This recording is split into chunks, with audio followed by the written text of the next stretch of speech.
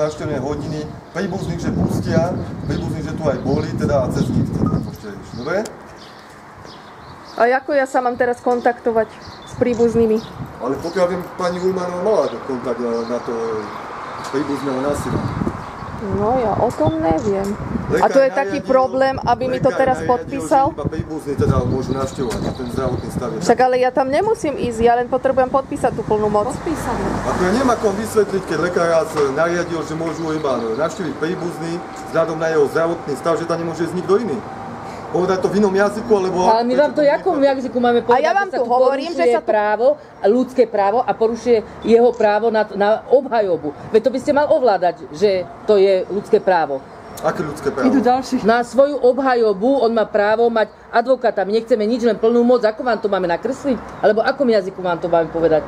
Veď to o tom nerozhoduje lekár. A vy ste tu na to, že sa porušuje ten zákon. Tak čo s tým mienite robiť? Ale tu sa žiaden zákon neporušuje.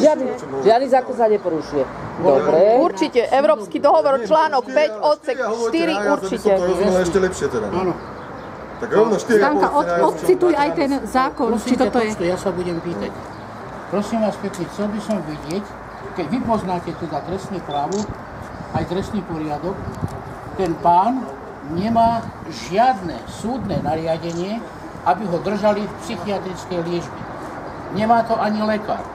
Nemá pokiaľ o tomto už bolo podané trestné oznámenie a bude sa rozhodovať o tom. V rámci toho, že bolo podané... Ja nemám všetky informácie k tomuto pacientovi, k tomuto prípadu a k tomuto sa vyjadrovať nebudem o tom, či mal nejaké ochranné riešenie alebo nie. Vy sa nemusíte vyjadrovať, vy ste povinní zakročiť z titulu zákona o polícii a policajnom zbore, paragraf 46 odstavec 1, keď príslušník policajného zboru sa dozvie, alebo mu bolo oznámené, alebo má vedomosť o tom, že sa má spáchať trestný čin, alebo už bol spáchaný a dostáva akurát podnet, odo mňa ho dostávate aj od týchto ľudí. No vy ste už podali. Že sa tu poškodzujú práva občana. Že bol, tak vy musíte zakročiť. Ako ste zakročili, keď je tu násilím zavlečený občan? To je váš názor, že tu je násilím zavlečený občan proti právu. Je násilím, pretože nebola vydaná súdne nariadenie o jeho uväznení v psychiatrickej liečebni, nebol súdno-znalecký posudok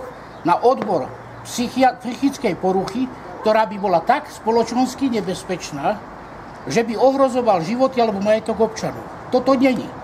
Potom je to únos a vy ste spolupáchatelia na tom únose. Ale to dramatizujete zase. To nedramatizujem, ja vám citujem. Hovoríte len to, čo vám vyhovorí. No je to únos, pane. Ja vám citujem. Je to únos. Medzinárodný zákon v charte ľudských práv. Vy si pletete, prepáčte, názor so zákonom. A zákon je tu porušený. A vy ste povinní zakročiť, ako to povedal túto pán. To je váš názor. To je názor? To je zákon. Prosím ťa, toč to.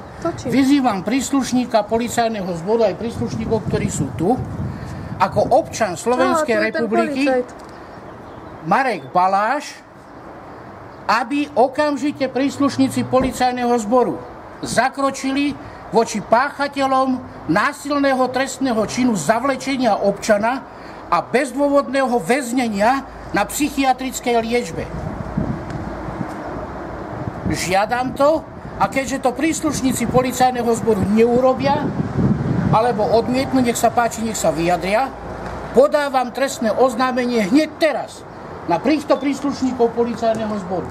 Nech sa páči, môžete podať oznámenie. Ja už som včera podala. Mieste Slovenskej republiky. Pretože mi pán policaj neposkytol informácie. Dobre, to vieme. Nevadí, ale podávam to trestné podané. Ale my sme chceli podpísať plnú moc od toho pána. Ako stokrát som vám vysvetlil, aký je postup.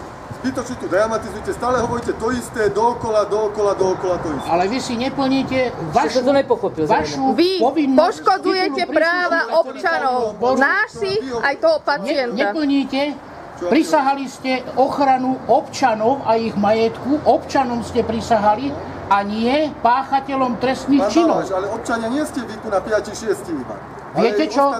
Každý jeden občan a tí okolo nás nie sú ohrození a nie sú na psychiatrickej liečbe.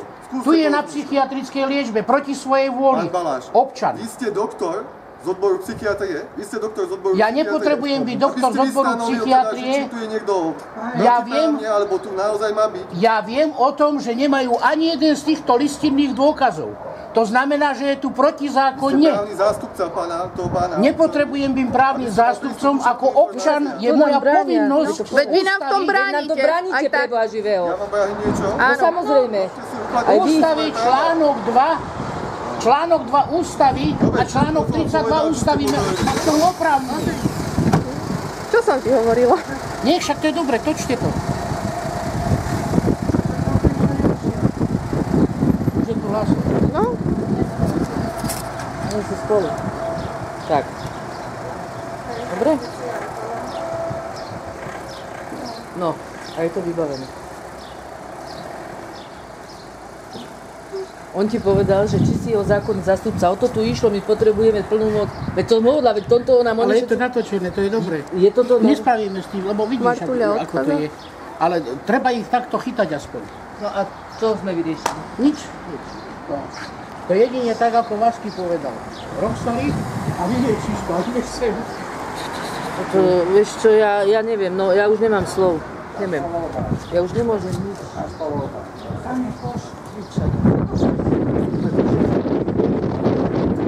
Policajti sú spokojní.